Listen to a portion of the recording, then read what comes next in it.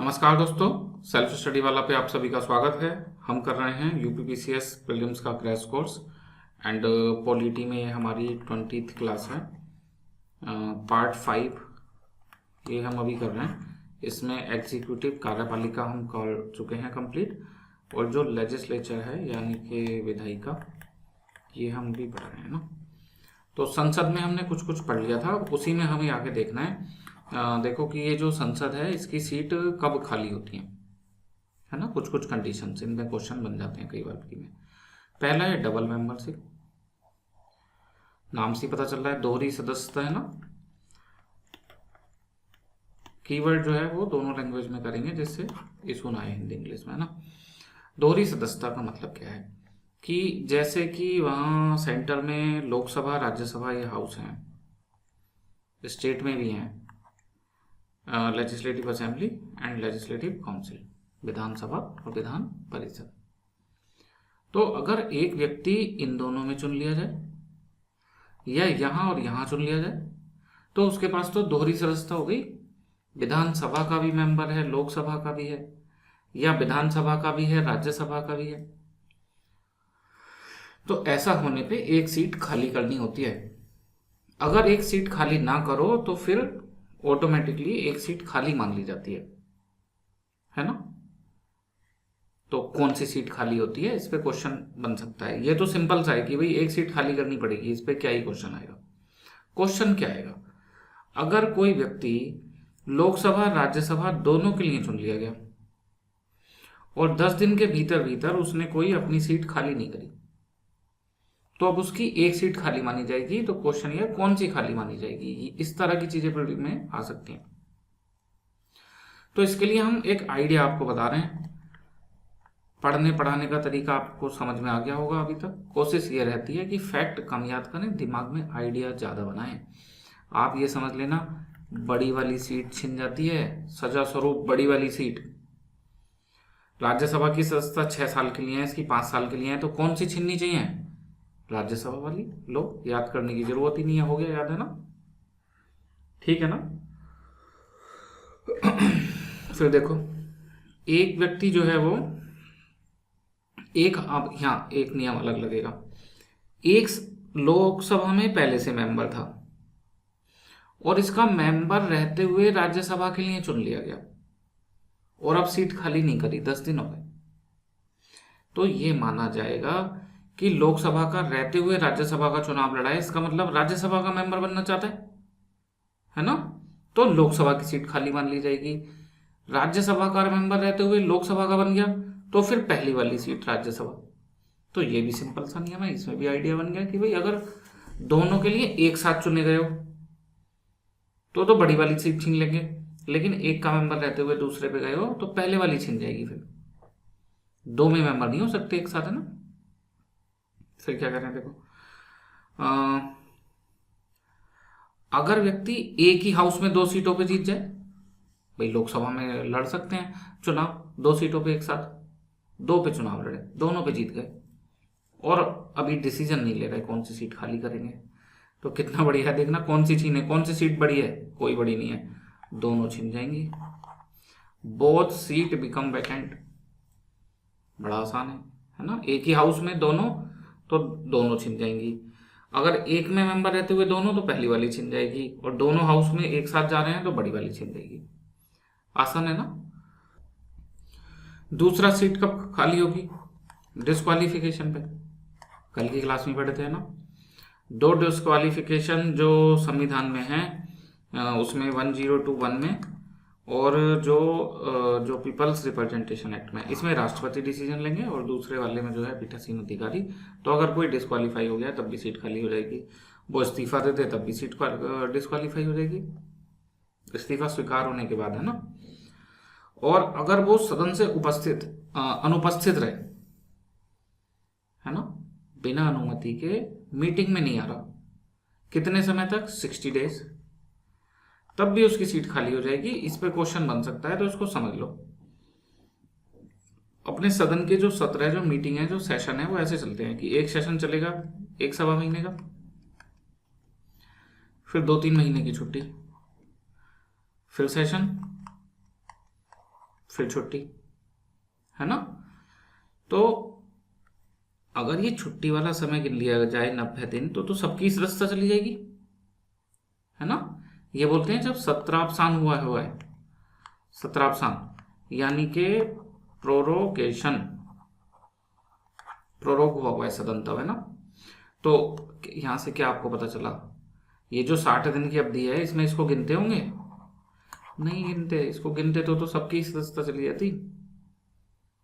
तो 60 दिन की अवधि में इसको नहीं गिना जाता जब सदन प्रोरोग्ड होता है, सत्रावसान होता है।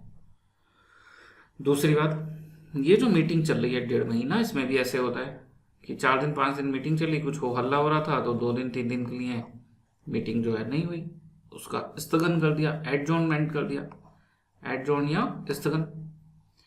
तो स्थगन अगर 4 दिन से ज्यादा का है तो नहीं गिनते, अगर 4 दिन से कम का स्थगन है तो उसको 60 डेज की गणना में गिना जाता है। तो वैसे तो ये बहुत आसान है कि भी 60 दिन तक अगर बिना अनुमति के रहोगे अनुपस्थित तो सदस्यता चली जाएगी, लेकिन उसमें चूंकि 2 बारीकियां भी हैं कि जो प्रोरोग्ड है हाउस उस समय को नहीं गिनते, और एडजॉर्नमेंट 4 दिन से ज्यादा का नहीं गिनते, सत्रावसान गिनते ही नहीं, और स्थगन 4 दिन से ज्यादा का नहीं गिनते। ठीक है, आसान है। कुछ और तरीके हैं, इलेक्शन जो है उसका वो मतलब कोर्ट ने बोल दिया हो कि ये इलेक्शन में कुछ चीटिंग हुई है, ऐसा है ना, हाउस से उसको एक्सपेल कर दिया गया हो, पीठासीन अधिकारी के पास ये पावर है ना, एंड वो प्रेसिडेंट या वाइस प्रेसिडेंट बन गया हो तब भी उसको सीट अपनी वैकेंट करनी होती है, गवर्नर बनने पे करनी होती है। तो ये हमने देख लिया सीट कब कब वैकेंट हो सकती है ना। अगला टॉपिक है अब हमारा प्रिजाइडिंग ऑफिसर ऑफ पार्लियामेंट, यानी कि पीठासीन अधिकारी। तो लोकसभा के अलग पीठासीन अधिकारी हैं, राज्यसभा के अलग पीठासीन अधिकारी हैं। ठीक है, कौन कौन है देखो। जो लोकसभा है वहां पे 2 पीठासीन अधिकारी हैं, एक है स्पीकर, दूसरे डेप्यूटी स्पीकर, है ना। लोकसभा के अध्यक्ष हो गए, उपाध्यक्ष हो गए। और जो हम बात कर रहे हैं राज्यसभा की, उसमें भी 2 पीठासीन अधिकारी हैं, 2 प्रिजाइडिंग ऑफिसर हैं, एक है उसके chairman and deputy chairman, chairman and deputy chairman. वहां स्पीकर, डेप्यूटी स्पीकर, है ना, अध्यक्ष उपाध्यक्ष, और यहाँ पे है चेयरमैन और डेप्यूटी चेयरमैन या वाइस चेयरमैन, है ना। याद रह जाएगा इतना आसानी से। सभापति, उपसभापति ऐसे भी बोल सकते हैं। तो अब यहाँ थोड़ा हिस्टोरिकल एस्पेक्ट भी है। पीठासीन अधिकारी पढ़ने से पहले हम थोड़ा सा हिस्टोरिकल एस्पेक्ट पढ़ेंगे, यहां से फिर पढ़ेंगे हम अपने पीठासीन अधिकारी। ठीक, तो क्या हिस्टोरिकल एस्पेक्ट है।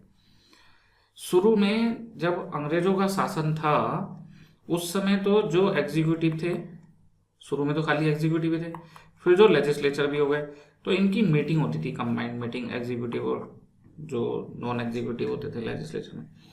तो इसकी अध्यक्षता जो गवर्नर जनरल ऑफ इंडिया होता था वही करता था, है ना। पीठासीन अधिकारी अलग से नहीं होता था। ऐसे मान लो कि उस समय जो राष्ट्रपति होते थे वही इसके चेयरमैन होते थे, हम ऐसे तुलना कर सकते हैं ना। बाकी जिसने चैप्टर पढ़ लिया है पहला वाला हिस्टोरिकल डेवलपमेंट, उसको ठीक समझ आएगा ना। तो फिर ये कि गवर्नर जनरल को अलग करा गया, और इसके पीठासीन अधिकारी कब से होने शुरू हुए, तो 1919 के अधिनियम में प्रावधान था 1990 के, और पहली बार 1921 में पीठासीन अधिकारी जो है पीठासीन अधिकारी नियुक्त किए गए। तो एक क्वेश्चन तो ये आ सकता है, पीठासीन अधिकारी के पद का सृजन किस एक्ट से हुआ। ये एक्ट पढ़ लिया आपने, कब हुआ ये आपने देख लिया। अब अगला क्वेश्चन कि भाई कौन चुना गया पहला पीठासीन अधिकारी भारत की संसद का। तो फेडरिक वाइट, ये तो प्रेसिडेंट थे, उस समय इनको प्रेसिडेंट बोल रहे थे, और सचिदानंद सिन्हा ये डेप्यूटी प्रेसिडेंट थे। ठीक है, तो भारत की संसद के जो पीठासीन अधिकारी हुए वो Frederick Whyte and Sachchidananda Sinha हुए। इसके बाद अब ये जो अध्यक्ष हैं लोकसभा के, ये भारतीय तो नहीं है, उपाध्यक्ष तो हैं। तो पहले भारतीय अध्यक्ष कौन हुए, विट्ठल भाई जे पटेल। तो ये आप याद रखेंगे, ये फर्स्ट इंडियन है और फर्स्ट इलेक्टेड भी हैं, पहले वाले नॉमिनेटेड थे ना। तो ये फैक्ट कि 1919 के अधिनियम से इस पद का सृजन हुआ था, 1921 में पहली बार इस पर नियुक्ति हुई। तब अध्यक्ष नियुक्त हुए फ्रेडरिक वाइट, उपाध्यक्ष सचिदानंद सिन्हा, फिर पहले थे विट्ठल भाई देवटे। अब भाई देश आजाद हो गया तो आजादी के बाद पहले कौन थे? जीवी मावलंकर। आनंद स्वामी अयंगर जो हैं ये भी पूछ सकते हैं, कि उपाध्यक्ष भी पूछ सकते हैं, तो आप ये भी याद रखना है ना। बाकी ये जो हम पढ़ रहे हैं पीठासीन अधिकारी लोकसभा के अध्यक्ष, इस बार प्रीलिम्स के लिए बहुत बहुत काम का क्वेश्चन है। आपको पता होगा ओम प्रकाश बिरला, उन पे जो है नो कॉन्फिडेंस मोशन और कि उनके खिलाफ उन्हें हटाने का प्रस्ताव आ रहा है ना, तो उस वजह से ये टॉपिक चर्चा में है। तो पता है सबसे पहली बार किस पीठासीन अधिकारी के खिलाफ प्रस्ताव आया था हटाने का लोकसभा अध्यक्ष के? यही है जीवी मावलंकर। 3 ही बार हुआ है ऐसा हिस्ट्री में। करंट अफेयर्स की क्लास में गरिमा मैम ने कराया, तो वहां से आप इसको कवर कर ही लेंगे ना। ओके, तो ये हमने थोड़ा हिस्टोरिकल एस्पेक्ट पढ़ लिया पीठासीन अधिकारी का। पीठासीन अधिकारी के पद का सृजन कब हुआ और पहले पहले नंबर पे कौन नियुक्त करेगा। अब यहां से पढ़ते हैं हम लोकसभा में स्पीकर। देखो, लोकसभा के अध्यक्ष और उपाध्यक्ष, इतना ध्यान रखेंगे है ना। इस पे बड़ा बारीक क्वेश्चन भी आया हुआ है, एक बार जरा ध्यान से समझना। आर्टिकल 93 में शब्द बोला गया है कि the house of the people, यानी कि जो लोकसभा है, shall as soon as may be choose 2 member of the house to be respectively speaker and deputy speaker। जो सदन है या कहें जो लोकसभा है, वो अपने सदस्यों में से 2 लोगों को लोकसभा का अध्यक्ष और उपाध्यक्ष के तौर पर चुनेगी जल्द से जल्द, है ना। तो इनका इलेक्शन कब होगा? क्या इनका इलेक्शन कमीशन ऑफ इंडिया कराएगी? और क्या इलेक्शन शब्द यूज करा गया है? देखो ये 3-4 शब्द यहां पे लिखे हैं, चूज, अपॉइंटेड, इलेक्टेड, नॉमिनेटेड। और भारत के संविधान में अलग अलग इन्हें, जैसे स्पीकर और डेप्टी स्पीकर के लिए ये शब्द चुना गया है इलेक्शन की जगह। होता इलेक्शन ही है, इनडायरेक्ट इलेक्शन। लेकिन अगर विकल्प में क्वेश्चन इस तरह से आ जाए कि विकल्प में इलेक्शन भी हो और चूज भी हो, तो चूज वाला ज्यादा सही है। आया हुआ क्वेश्चन है, ये फाइल में पढ़ना आप, टॉपिक वाइज क्वेश्चन लगे हुए हैं। प्राइम मिनिस्टर, चीफ मिनिस्टर, इनका अपॉइंटमेंट होता है। प्रेसिडेंट, वाइस प्रेसिडेंट, ये इलेक्टेड होते हैं। जो टर्मिनोलॉजी संविधान ने यूज करी है वो बता रहे हैं। और जो राज्यसभा में 12 सदस्य हैं वो नॉमिनेटेड। तो ये हो गया नामांकन, ये हो गया निर्वाचन, ये हो गया नियुक्ति, और ये हो गया इनका कि चुने जाते हैं।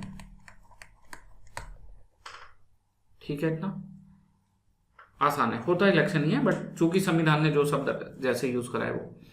दूसरा, जब ये चुने जा रहे हैं, इनका इलेक्शन ही हो रहा है, इनडायरेक्ट इलेक्शन, तो कौन करा रहा है? क्या इलेक्शन कमीशन ऑफ इंडिया? तो ध्यान रखना, भारतीय निर्वाचन आयोग इनके चुनाव नहीं कराता। ये किस किस कराता है? प्रेसिडेंट, वाइस प्रेसिडेंट, और जो मेंबर ऑफ पार्लियामेंट है, संसद के चुनाव, और जो एमएलए एमएलसी हैं, राज्य विधानमंडल के चुनाव। तो ये बस 4 चुनाव कराता है इलेक्शन कमीशन ऑफ इंडिया। फिर ये चुनाव कौन करा रहा है? खुद से कराएगी लोकसभा ना, लोकसभा खुद कराएगी। तो फिर पेपर में ऐसे आ जाएगा कि जो पीठासीन अधिकारी है उसके निर्वाचन की जो डेट है वो election commission of India decide करता है, तो गलत हो जाएगा ना, ध्यान रखना। आया हुआ क्वेश्चन है। प्रेसिडेंट वो एक तिथि का निर्धारण करते हैं स्पीकर के इलेक्शन के लिए, है ना, और उस तिथि पे फिर इनका इलेक्शन होता है स्पीकर का। ठीक, सिंपल मेजोरिटी से वो इलेक्ट हो जाते हैं और इलेक्शन हो रहा है। बट अगर एक चुनना पड़े आपको, तो हमने बता दिया कि जो चूजन शब्द है वो इस्तेमाल करा गया है। अच्छा, अब एक बड़ा और इंटरेस्टिंग फैक्ट है, ध्यान से समझना। ये तो बता दिया हमने कि स्पीकर की जो इलेक्शन की डेट है वो प्रेसिडेंट फिक्स करेंगे, और वो मेंबर में से ही चुना जाएगा। इसमें वाली छूट नहीं है मंत्री वाली कि 6 महीने तक बिना सदन का सदस्य हुए भी मंत्री। ये तो जब तक सदस्य है तब तक ही पीठासीन अधिकारी रहेगा, जिस दिन सदस्यता गई तो पीठासीन अधिकारी भी नहीं रहेगा ना। अब देखो इसके बाद कुछ फैक्ट लिखे हुए हैं स्पीकर के बारे में कि ये अलग से ऑफिस की कोई शपथ नहीं लेते, जैसे प्रधानमंत्री लेते थे मंत्री पद की शपथ, है ना, राष्ट्रपति पद की शपथ। तो ध्यान रखना, ये अलग से स्पीकर, डिप्टी स्पीकर, इनकी कोई शपथ नहीं है। पहले गणेश मावलंकर हैं, ये हमने बताई दिया आपको, जीबी मावलंकर है ना। इसमें भी कुछ और फैक्ट है, देखो। फर्स्ट वुमेन जो है वो मीरा कुमार है, पहले तो जीबी मावलंकर है। वैसे देखें तो विट्ठल भाई जे पटेल थे पहले भारतीय, है ना। आज़ादी के बाद में जीबी मावलंकर। पहली महिला मीरा कुमार। पहले जो ट्राइबल रहे हैं वो पीए संगमा, और पीए संगमा जो है वो नॉर्थ ईस्ट से भी पहले थे। पीसीएस में आ जाते हैं कई बार इस तरह के फैक्ट। तो लोकसभा का स्पीकर कैसे चुना जाता है, ये समझ में आ गया। अब देखो ये तो पता नहीं ये टॉपिक मैं ऐसे क्यों, मतलब, लेकिन जो है यूपीएससी के मेंस में भी इस पे 2 बार क्वेश्चन आ चुका है, लोकसभा के अध्यक्ष पे। तो ये मेंस के लिए भी काम का है ना। तो क्या क्या चीजें हैं देखना, उसकी बेसिक बातें, जैसे कैसे चुना जाता है, कौन लोग चुनते हैं, ये सब, इलेक्शन की डेट कौन निर्धारित करता है, हटाया कैसे जाता है, ये सब प्री के काम के मुद्दे हैं। और इसकी शक्तियां क्या हैं, ये मेंस के काम का मुद्दा है। तो मेंस की क्लास में अलग से देखेंगे, बिल्कुल यहां भी पढ़ेंगे, चूंकि प्री में भी आ सकती हैं शक्तियां, है ना। मेंस के नोट्स चूंकि छोटे रहे इस वजह से उनको अलग से पढ़ेंगे, वरना वो बहुत बड़े हो जाते हैं फिर। तो अब अगला टॉपिक कि इनको हटाया कैसे जाता है, ये इस बार के लिए मोस्ट इंपॉर्टेंट है। क्यों है मोस्ट इंपॉर्टेंट बता दिया। 3 ही बार अभी तक इनके खिलाफ प्रस्ताव आया इन्हें हटाने का, और अब ये 4थी बार शायद ओम बिरला जो हैं उनके खिलाफ में आया। पहली बार जीबी मावलंकर के आया था, तो फिर तो ये काम का है ना। करंट अफेयर्स में चर्चा में है, और चूंकि इतना रेयरली इसको यूज करा गया है इसलिए और ज्यादा काम का हो गया। देखो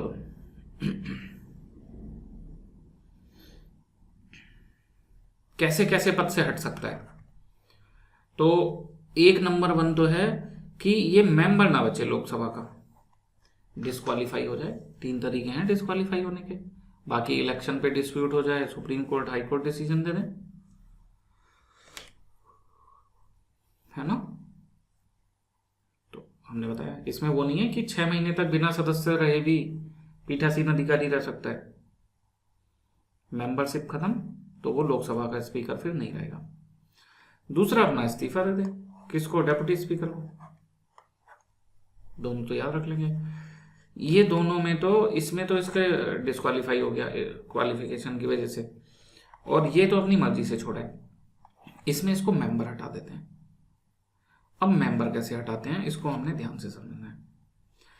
तो सबसे पहले एक प्रस्ताव दिया जाता है, तो वो प्रिजाइडिंग ऑफिसर में फिर तो डेप्यूटी स्पीकर के पास जाएगा। हाँ, वो पार्लियामेंट के जो सचिवालय है वहां एक प्रस्ताव दिया जाता है। ठीक, जो पीठासीन अधिकारी है उस प्रस्ताव को स्वीकार भी कर सकता है, अस्वीकार भी कर सकता है। 14 दिन का नोटिस दिया जाता है। उसके बाद में अगर पीठासीन अधिकारी उस प्रस्ताव को स्वीकार कर लेता है तो सदन में उस पर चर्चा होती है, और चर्चा के बाद मतदान होता है। अगर मतदान में वो प्रस्ताव पास हो जाए तो पीठासीन अधिकारी को हटा दिया जाता है। अब क्वेश्चन ये है कि कितने बहुमत से पास हो जाए।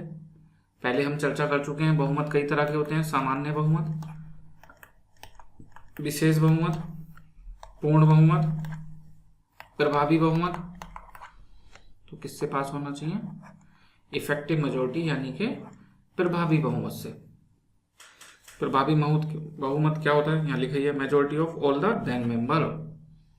जो सीटें रिक्त होती हैं किसी वजह से, डिस्क्वालीफाई होने से, मृत्यु होने की वजह से, तो उनको हटा के जितनी सीटें बची, 543 लोग हैं, मान लो लोकसभा में 3 सीटें खाली हैं तो 540 बची ना, तो उसका आधे से 1 अधिक लेते हैं, तो उसको प्रभावी बहुमत बोलते हैं। तो इसको हटाना भी समझ में आ गया हमको, है ना, कि जो लोकसभा के अध्यक्ष हैं उन्हें कैसे हटाया जाता है। फिर यहाँ पे रिवीजन है भाई, लोकसभा के अध्यक्ष को हटा रहे हैं इफेक्टिव मेजोरिटी से। प्रेसिडेंट को हटाने का प्रस्ताव भी पास होता था, वो होता था 2/3 मेजोरिटी से। सुप्रीम कोर्ट के जज को हटाने वाला होता था स्पेशल मेजोरिटी से, विशेष बहुमत से। सबके प्रस्ताव अलग अलग हैं, ये आपने बहुत छोटी छोटी बातें हैं जो ध्यान रखनी है ना। जो वाइस प्रेसिडेंट को हटाना है वो भी इफेक्टिव मेजोरिटी। अब यहां पे आपको एक आइडिया बता देते हैं। देखो, जो भी पीठासीन अधिकारी हैं, है ना,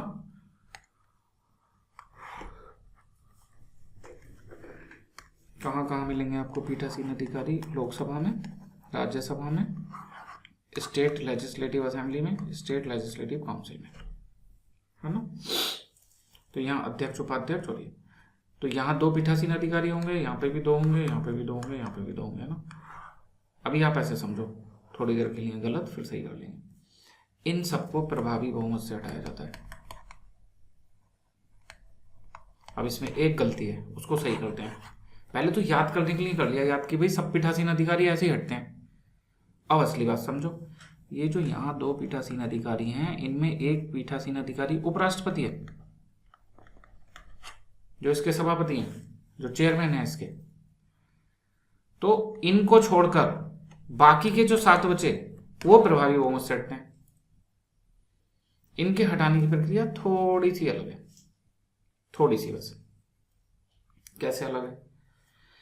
इनको हटाने के लिए राज्यसभा का तो प्रभावी बहुमत ही चाहिए। पीठासीन अधिकारी अपने अपने सदन द्वारा हटा लिए जाते हैं। मान लो लोकसभा वाले को हटाना है तो यही प्रस्ताव जाएगा, प्रभावी से पास हो गया तो हट जाएगा, राज्यसभा से मतलब नहीं है। ऐसे यहीं स्टेट लेजिस्लेटिव असेंबली के अध्यक्ष को हटाना है तो यही प्रस्ताव पास होगा, इससे मतलब नहीं है। Same vice versa. बट उपराष्ट्रपति का स्पेशल केस है, इन्हें राज्यसभा से भी हटाओ, प्रभावी बहुमत से पास करो प्रस्ताव, और फिर लोकसभा का साधारण बहुमत, जिसको कहते हैं लोकसभा की मंजूरी। तो एक तरह से देखें तो 8 का सेम ही है, प्रभावी बहुमत है, बस उपराष्ट्रपति वाले में लोकसभा की भी अनुमति लगती है साधारण बहुमत से। आसान है ना। तो सभी पीठासीन अधिकारी कैसे हटाए जाते हैं ये हमने देख लिया। तो उनकी नियुक्ति भी हमने देख ली कैसे हो रही थी, निर्वाचन उनका है ना, और हटाए कैसे जाते हैं ये भी देख लिया। अब बची इनकी शक्तियां क्या है, ये तो भाई मेंस के भी काम की है। 2 बार क्वेश्चन तो बताओ यूपीएससी ही पूछ चुका। यूपीपीसीएस में अभी हाँ उसमें नहीं आया है, तो उसमें पूरे चांस हैं इसके आने के। लोकसभा अध्यक्ष की शक्तियां वो क्या करेंगे, अपने उसके पूछ लेंगे जो विधानसभा में अध्यक्ष की है ना, 5th पेपर पे एक एक पढ़ के पढ़ते हैं इनकी क्या क्या शक्तियां होती हैं, 1 बाय 1 पढ़ते हैं।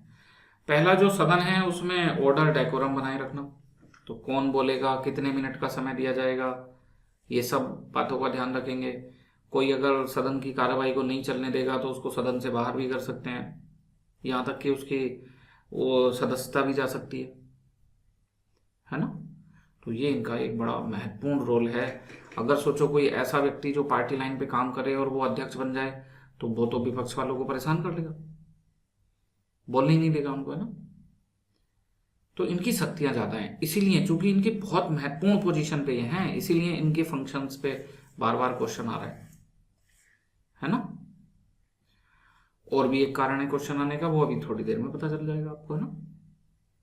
देखो दूसरा कि ये फाइनल इंटरप्रेटर है प्रोविजंस का, जो कॉन्स्टिट्यूशन ऑफ इंडिया के हैं। तो वैसे तो आप ऐसे ध्यान रखो, संविधान का जो अंतिम व्याख्याकार है वो सुप्रीम कोर्ट है, लेकिन संसद के बाहर, संसद के भीतर जो व्याख्याकार है अंतिम, वो ये हैं पीठासीन अधिकारी।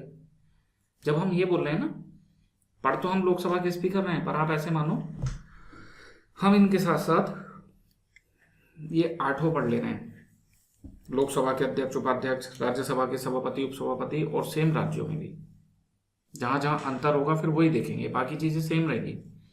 तो ये 2 समझ में आ गए। तीसरा है कि जैसे हाउस की मीटिंग चल रही है, हमने बताया था ऐसे, है ना। तो जो हाउस की मीटिंग है उसके लिए कोरम होना जरूरी है,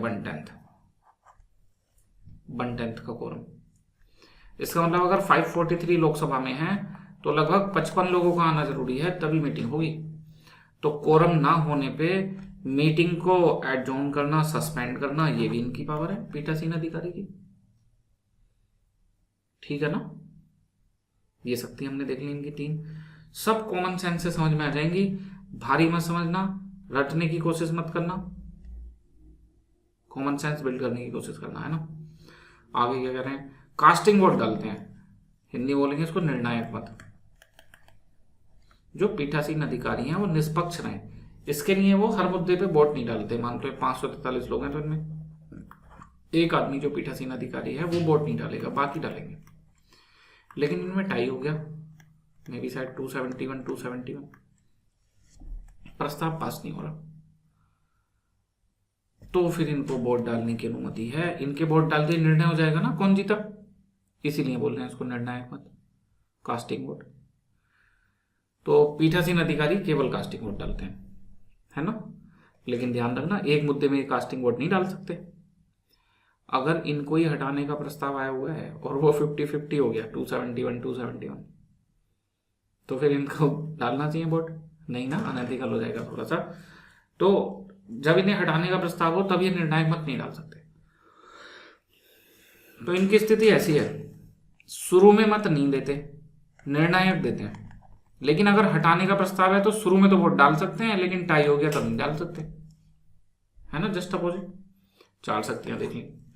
5वीं शक्ति, अगर ज्वाइंट सिटिंग होती है लोकसभा राज्यसभा की तो उसकी अध्यक्षता ये करते हैं।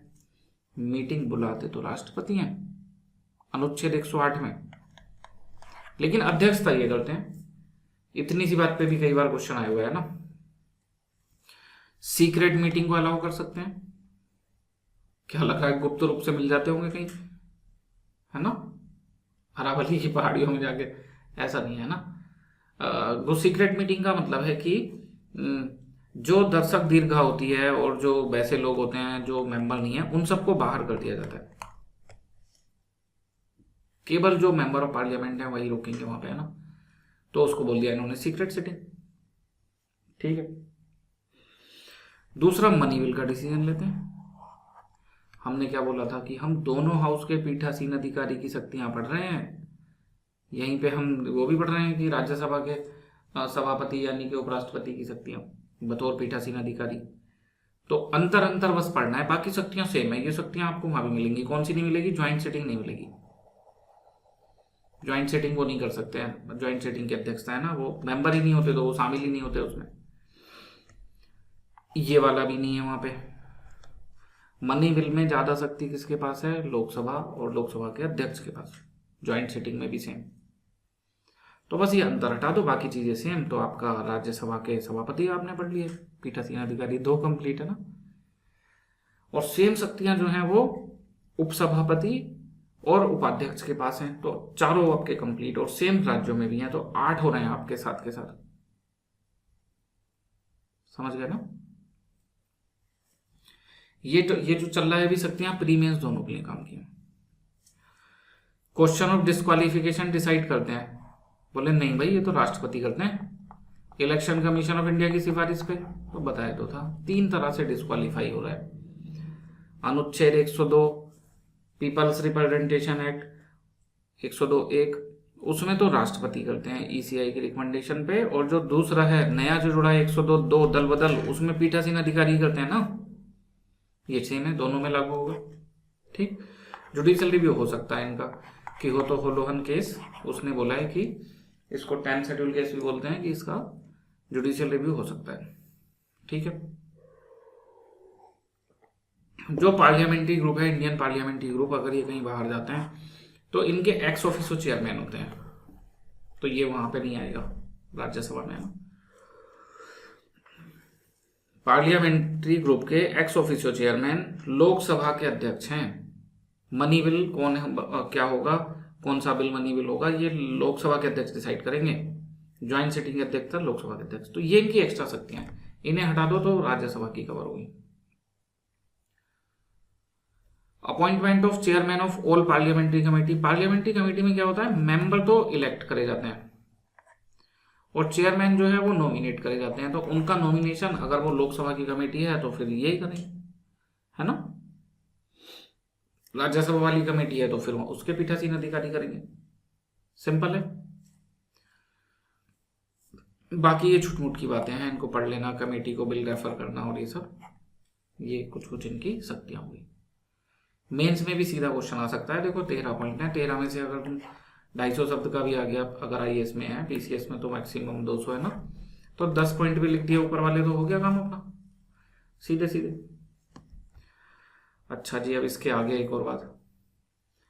चूंकि इन्हें बड़े जरूरी काम दिए गए हैं, सदन की पूरी कार्यवाही कैसे संचालित होगी इनके हाथ में है, तो इनका निष्पक्ष होना बहुत जरूरी है, इम्पार्शियल होना, इंडिपेंडेंट होना बहुत जरूरी है। अगर ये सरकार के हिसाब से चलेंगे तो ये विपक्ष को परेशान कर लेंगे।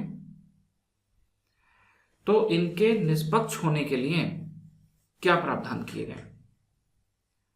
अब ये निष्पक्ष हो उसके बाद में ना हो वो इनका पर्सनल मैटर है, लेकिन इतने प्रावधान किए गए हैं कि एक व्यक्ति अगर चाहे तो वो निष्पक्ष रहकर सदन का पीठासीन अधिकारी बना रह सकता है। देखो कैसे।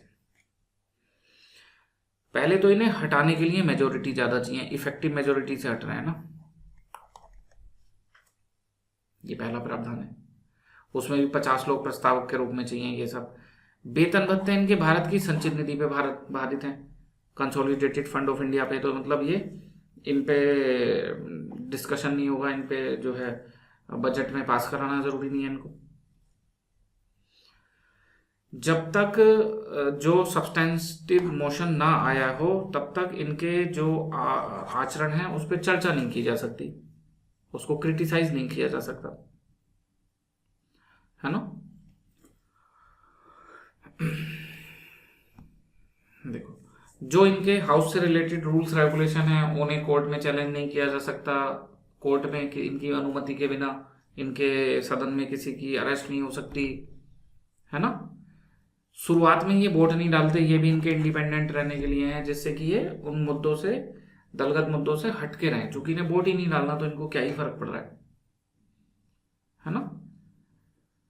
ऑर्डर ऑफ प्रेसिडेंस में इनको 6वें नंबर पे रखा गया है, कैबिनेट मिनिस्टर से भी ऊपर, है ना। तो ये कुछ इनके प्रावधान है जो इनको स्वतंत्र रखने के लिए किए गए। ठीक है, अब इसमें एक और बात समझ लो आप। ब्रिटेन में एक वो है चलन, ब्रिटेन में once a speaker always a speaker. India में ये नहीं है इसका प्रचलन। तो ये होता क्या है, वहां पे जब व्यक्ति एक पार्टी का मेंबर होता है, भाई जब मेंबर ऑफ पार्लियामेंट चुना गया है और फिर अंदर इनडायरेक्ट इलेक्शन से उसको प्रिजाइडिंग ऑफिसर चुना गया, तो ज्यादातर केस में वो व्यक्ति किसी पार्टी का ही होगा, वरना उसको इतने वोट कहां से मिलेंगे।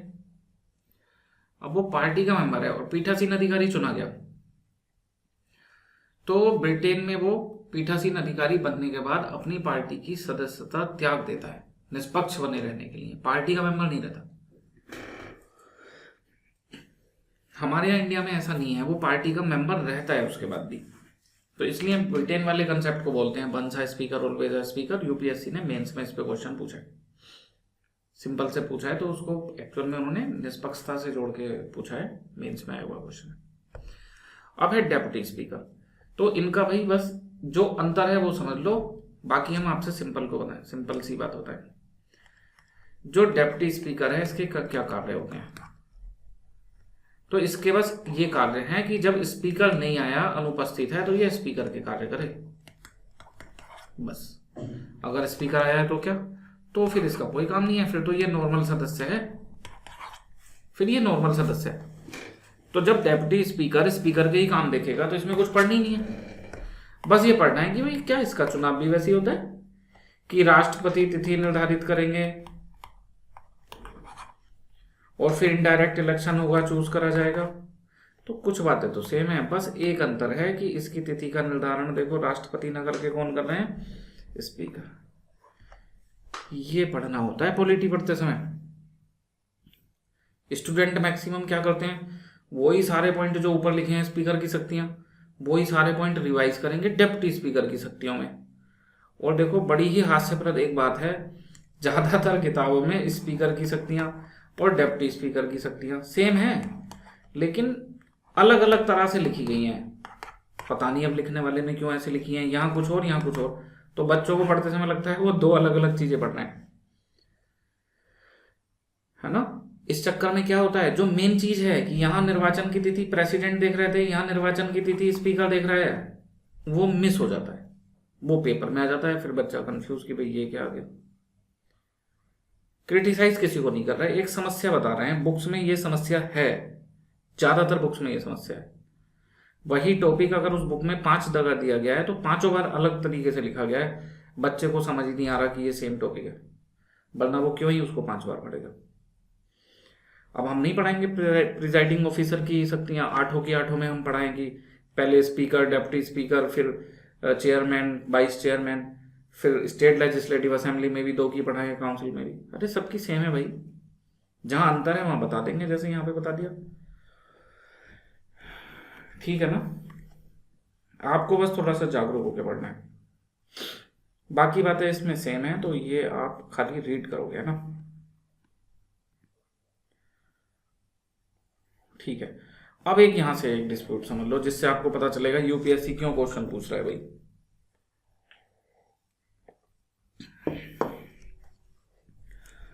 देखो, जब देश आजाद हुआ उसके बाद 1996 तक स्पीकर और डेप्यूटी स्पीकर ज्यादातर रूलिंग पार्टी के होते थे, जिस पार्टी की सरकार होती थी। भाई इलेक्शन होना है, फिर चुना जाना है, इनकी सीट जाना है, तभी तो सरकार बनाई है इन्होंने, तो ये इलेक्शन में भी अपना ही बंदा जिता देंगे, है ना, ऐसे होता था। तो इससे विपक्ष को दबा दिया जाता था और विपक्ष को सही मौका नहीं मिलता था। अब मानो कि स्पीकर नहीं आए तो कम से कम डेप्यूटी स्पीकर तो विपक्ष का हो, जो उनको बोलने का मौका दे।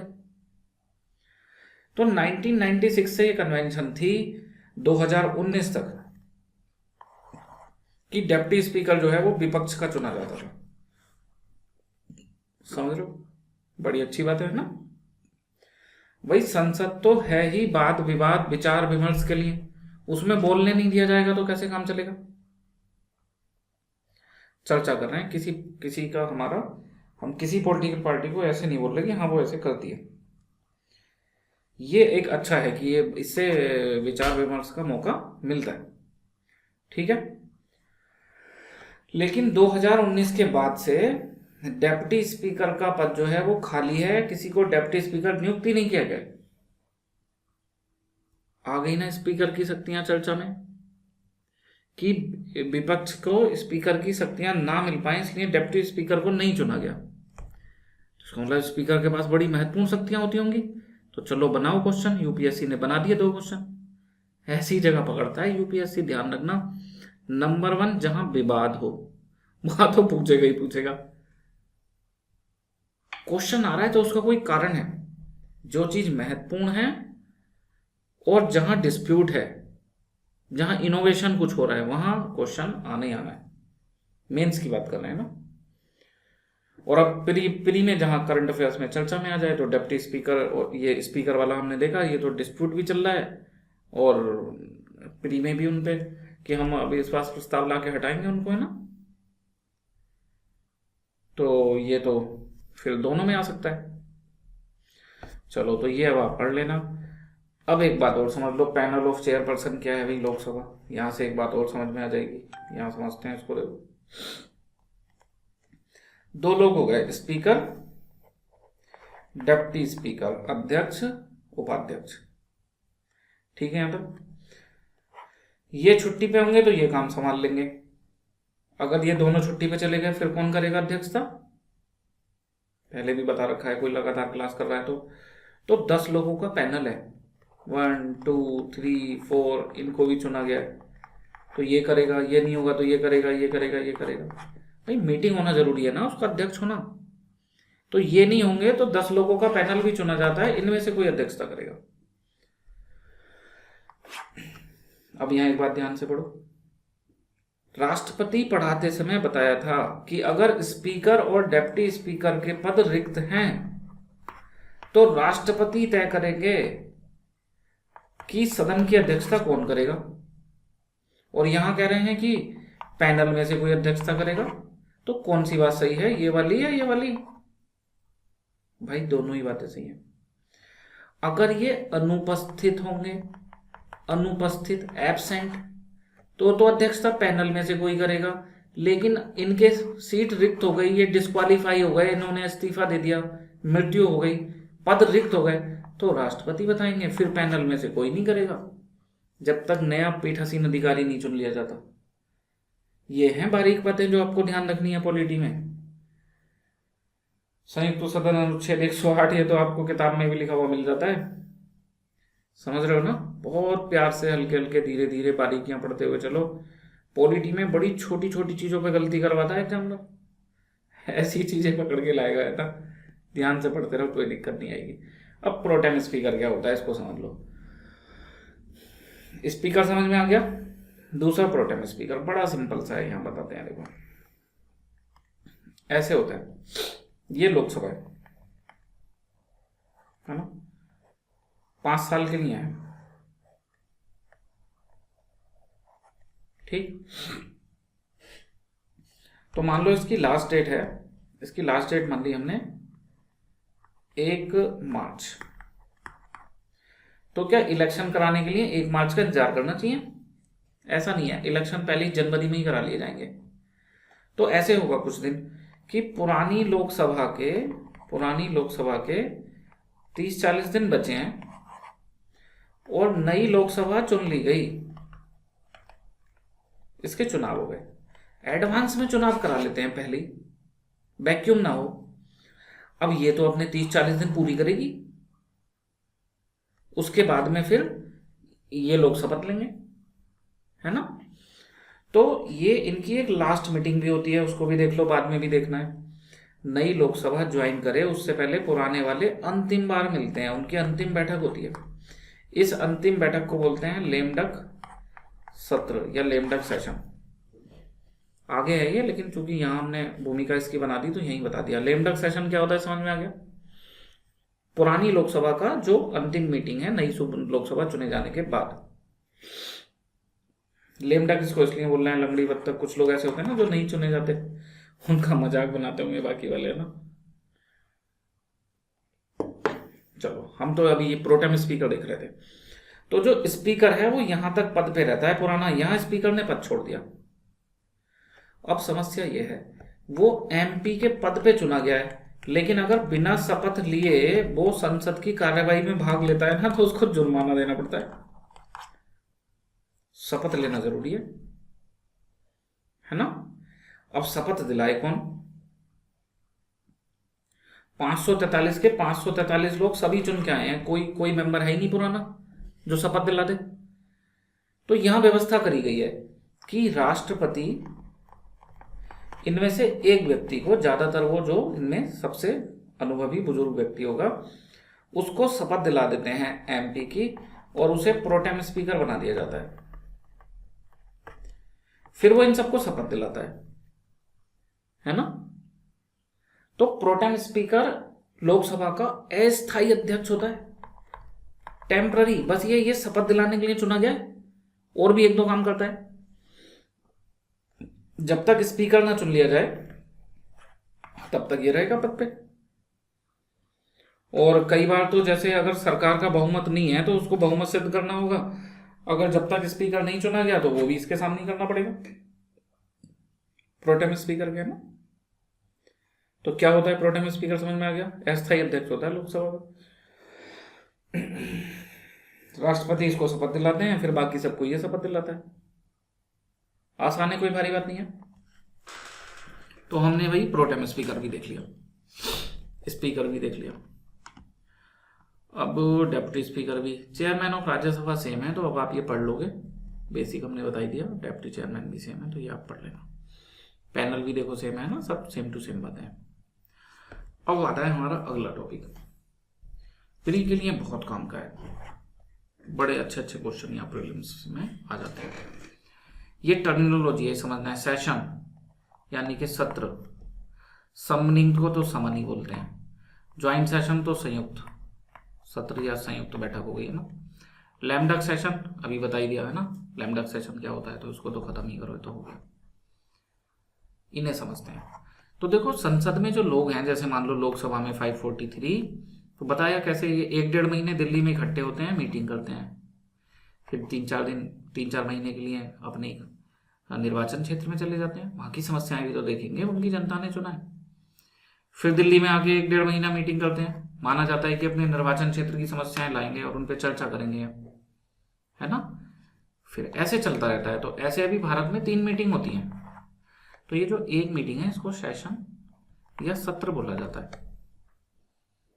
ये क्लियर हो गया आपको, सत्र है ना। अब इस पे बारीक क्वेश्चन भी है, देखो सत्र पे, कि भाई ये जो सत्र है ये बुलाता कौन है, ये कौन डिसाइड करता है किस डेट को आना है, किस डेट को छुट्टी होगी। तो राष्ट्रपति करते हैं काउंसिल ऑफ मिनिस्टर की सलाह पर, है ना। ये आ सकता है क्वेश्चन, और ये आता है, ठीक।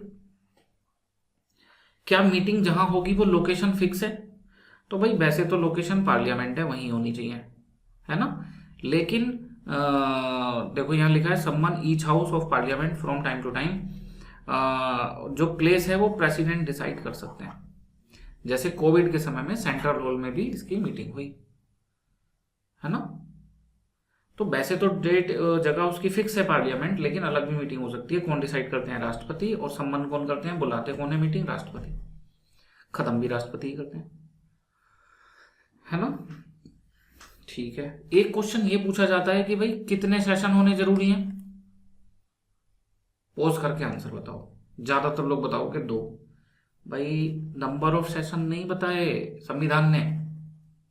अगर ये आ जाए कि 2 सेशन बताए हैं, 3 बताए हैं, 4 बताए हैं, तो गलत हो जाएगा। बस उन्होंने ये बताया है कि भाई 2 मीटिंग में 6 महीने से ज्यादा का गैप नहीं हो सकता। कहीं लिखा है 2 नंबर या 3? अभी भारत में 3 होते हैं, है ना। ठीक है, तो अगर ये स्टेटमेंट आ जाए कि the constitution does not specify a minimum number of sitting days या सिटिंग, तो वो सही हो जाएगा, है ना। तो अभी हमारे 3 सेशन होते हैं। बेसिक पॉइंट हमने देख लिया ऊपर। Budget session, monsoon session, winter session. ये लगभग जनवरी से अप्रैल तक चलता है, ये जुलाई से सितंबर तक, नवंबर से दिसंबर तक। बजट सेशन सबसे बड़ा लॉन्गेस्ट सेशन होता है। बीच में गैप भी रहता है ना, इसमें 25-30 दिन का पूरे स्टडी के लिए, है ना। ठीक, तो सेशन क्या है ये समझ में आ गया। समनिंग, सेशन को बुलाना, राष्ट्रपति करते हैं, ये भी देख लिया। ज्वाइंट सेशन क्या है? अनुच्छेद 108 में पढ़ चुके हैं इसको पहले भी, कि जब लोकसभा से बिल पास हो जाए, राज्यसभा से ना हो रहा हो, या राज्यसभा से हो जाए लोकसभा में ना हो रहा हो, डेडलॉक क्रिएट हो जाए, तो संयुक्त बैठक बुलाई जाती है। हर बिल में ऐसा नहीं कर सकते, है ना। मनी बिल में नहीं होती, संविधान संशोधन में नहीं होती। आगे भी पढ़ेंगे इसको, पर इससे क्वेश्चन आते हैं प्रीलिम्स में खूब। ये संयुक्त बैठक बुलाता कौन है? राष्ट्रपति। संयुक्त बैठक होती है तो फिर अध्यक्षता कौन सा पीठासीन अधिकारी करेगा? तो ये थोड़ी देर पहले भी पढ़ा था। ज्वाइंट सिटिंग में लोकसभा में स्पीकर, स्पीकर नहीं है तो डेप्यूटी स्पीकर। क्वेश्चन ये आया कि स्पीकर भी नहीं है, डेप्यूटी स्पीकर भी नहीं है, तो कौन करेगा अध्यक्षता? राज्यसभा के चेयरमैन वो नहीं करेंगे ना, वो तो उपराष्ट्रपति हैं। तो कौन करेंगे? Vice chairman. राज्यसभा में जो उपसभापति हैं वो करेंगे, है ना। लैमडक सेशन बता ही दिया। नई लोकसभा निर्वाचित हुई है तो पुरानी वाली अंतिम बार मिलती है, उस बैठक को बोलते हैं। आसान है। अब समझो क्या है यहां से आगे। 2-3 शब्द मिलेंगे।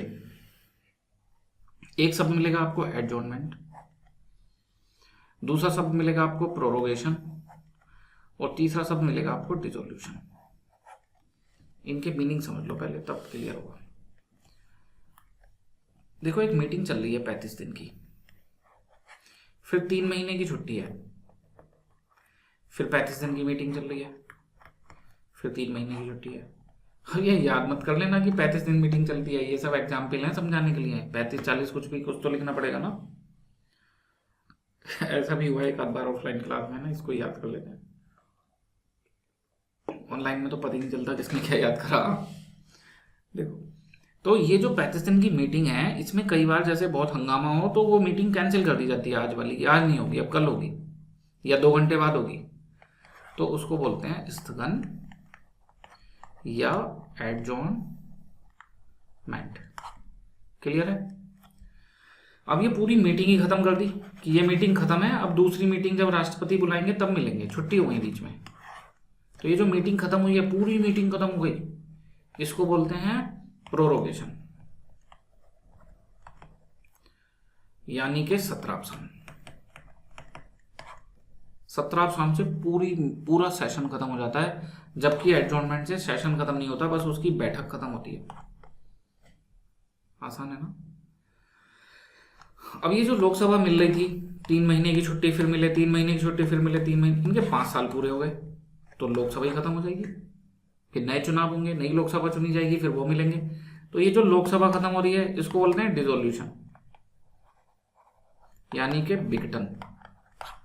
तो तीनों में अंतर समझ में आ गया।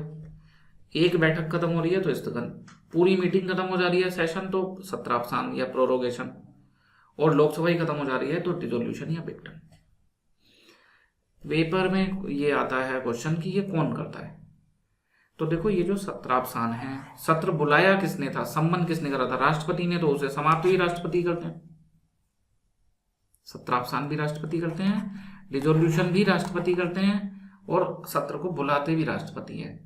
बस ये जो स्थगन है कि आज नहीं कल, तो ये तो पीठासीन अधिकारी करेंगे, उनके सामने ही तो हो रहा है हंगामा। कोई हंगामा होगा तो पहले राष्ट्रपति को फोन करके बुलाएंगे, हंगामा हो गया, आ जाओ सत्र स्थगित कर दो। ये तो कॉमन सेंस है कि स्थगन कौन करते होंगे, पीठासीन अधिकारी। लोकसभा में लोकसभा के स्पीकर और राज्यसभा में राज्यसभा के चेयरमैन, नो प्रॉब्लम। तो आपने 4 बातें समझ ली, सम्मन राष्ट्रपति, एडजोर्नमेंट पीठासीन अधिकारी, सत्रावसान राष्ट्रपति, डिसोल्यूशन राष्ट्रपति। अब इसमें एक चीज और है, भाई, सत्र को बुलाया, ये सम्मन हो गया, प्रेसिडेंट ने कर दिया। बैठक हो रही थी, एक दिन के लिए कैंसिल कर दी, ये हो गया एडजोर्नमेंट या स्थगन, ये पीठासीन अधिकारी ने कर दिया, है ना। फिर छुट्टी हुई, सत्रावसान बोलेंगे इसको, ये राष्ट्रपति ने कर दी। पूरा वो खत्म किसने कर दिया, डिसोल्यूशन, वो भी राष्ट्रपति ने कर दिया। तो ये जो बस सदन के बीच में जो एक आध दिन 2-3 घंटे या 1-2 दिन का जो गैप होता है, उसको बोलते हैं स्थगन या एडजोर्नमेंट, और ये पीठासीन अधिकारी करते हैं। ये हो गया आपका रिवीजन। अब नई बात क्या है वो समझो। एक है एडजोर्नमेंट सिने डाई, हिंदी में बोलेंगे इसको अनिश्चितकालीन स्थगन। स्थगन है, एडजोर्नमेंट है, तो करेंगे तो यही पीठासीन अधिकारी। ये होता क्या है, चूंकि मीटिंग को खत्म करने का अधिकार, प्रोरोग का अधिकार, सत्रावसान का अधिकार राष्ट्रपति का है, पीठासीन अधिकारी नहीं कर सकते। तो अंतिम बैठक पे पीठासीन अधिकारी फिर क्या करें, मेंबर को क्या बताएं कि कल मिलेंगे, परसों मिलेंगे, है ना। वो ये तो कह नहीं सकते कि सदन की बैठक समाप्त होती है, चूंकि ये बात तो राष्ट्रपति बोलेंगे, प्रोरोग करने की शक्ति उनके पास है। तो आप समझ गए होंगे वो क्या कहते होंगे, सदन अनिश्चित काल के लिए स्थगित किया जाता है, एडजोर्नमेंट सिने डाई। और ये हो गया, तो इसका मतलब अब जब ये बताएंगे तब मिलेंगे, और फिर उसके अगले दिन या एक दिन बाद प्रेसिडेंट अपना जो है नोटिफिकेशन जारी करते हैं कि ये वाली बैठक प्रोरोग कर दी गई है। तो एडजोर्नमेंट सिने डाई भी यही करते हैं ना। ये जो गैप है एडजोर्नमेंट सिने डाई और बैठक वाला, और राष्ट्रपति का नोटिफिकेशन नहीं आया, तो दोबारा भी बैठक हो सकती है। ये बात आप ध्यान रखना बस। तो हमने ये शब्द भी समझ लिए, सम्मन क्या है, एडजोर्नमेंट क्या है, एडजोर्नमेंट सिने डाई क्या है, प्रोरोगेशन क्या है, डिसोल्यूशन क्या है। 5 बड़े ही काम के शब्द हैं भाई, डायरेक्ट क्वेश्चन आ जाता है ना, तो इनको कर लेना है ध्यान से, है ना, ध्यान से कर लेना इनको। तो ये भी कंप्लीट हो गया। हाँ, अब ये बचता है अपना लास्ट का टॉपिक, सेक्रेटरीट ऑफ पार्लियामेंट। 3-4 बार इससे क्वेश्चन आया है, ज्यादातर किताब में इसको कवर नहीं करते। संसदीय सचिवालय बड़े काम की चीज है ना, प्री में डायरेक्ट क्वेश्चन आया हुआ है इससे, में यूपीएससी में भी, पीसीएस में भी। तो जो संसद की ये कार्यवाही है कि कब कौन सा क्वेश्चन पूछा जाएगा, उसका पूरा एक टाइमलाइन होता है, पूरा एजेंडा ऑफ डे होता है, शून्य आवर है, सब चीजें हैं। ये मैनेज कौन करता है भाई, जैसे मंत्री के अपने अपने सचिवालय होते हैं ना, वैसे संसद का सचिवालय दोनों के अलग अलग होते हैं। लोकसभा का अलग सचिवालय, राज्यसभा का अलग सचिवालय, ठीक। तो इंडिपेंडेंट बॉडी है। आर्टिकल 98 ने बोला है कि इनका अलग सेपरेट स्टाफ होगा, और ये स्टाफ सीधा जो प्रिजाइडिंग ऑफिसर हैं उनके अंडर में काम करेगा। ऐसा नहीं है कि ये सरकार के प्रधानमंत्री के अंडर में काम कर रहा है, फिर तो उनके हिसाब से चलेगा। अगर संसद को भी प्रधानमंत्री हिसाब से चलाने लगे हैं तो फिर तो गड़बड़ हो जाएगी। संसद जो है वो इंडिपेंडेंट रूप से काम कर पाए, उसके लिए ये संसदीय सचिवालय बनाया गया है, ठीक। तो इसका जो स्टाफ है और ये सारी चीजें, ये सब प्रिजाइडिंग ऑफिसर के अंडर में होती हैं अपने अपने की। तो 2 होते हैं टोटल, ये लोकसभा का अलग होता है, राज्यसभा का अलग होता है। इसकी अध्यक्षता वगैरह कौन करते हैं, ये भी आ सकता है। तो लोकसभा कार्यालय का जो सेक्रेटरीट है उसके जो अध्यक्ष हैं वो हैं secretary general of Lok Sabha, Lok Sabha के महासचिव। ऐसे राज्यसभा वाले के राज्यसभा के महासचिव होंगे ना, ये किसके अंडर में करेंगे? सीधे पीठासीन अधिकारी प्रिजाइडिंग ऑफिसर यानी कि लोकसभा के स्पीकर के अंडर में। प्राइम मिनिस्टर की बात नहीं मानेंगे, स्पीकर की बात मानेंगे। तो स्पीकर के पास ऐसी भरपूर शक्ति है कि वो स्वतंत्र रूप से काम कर पाए, सरकार से ना डरे, है ना।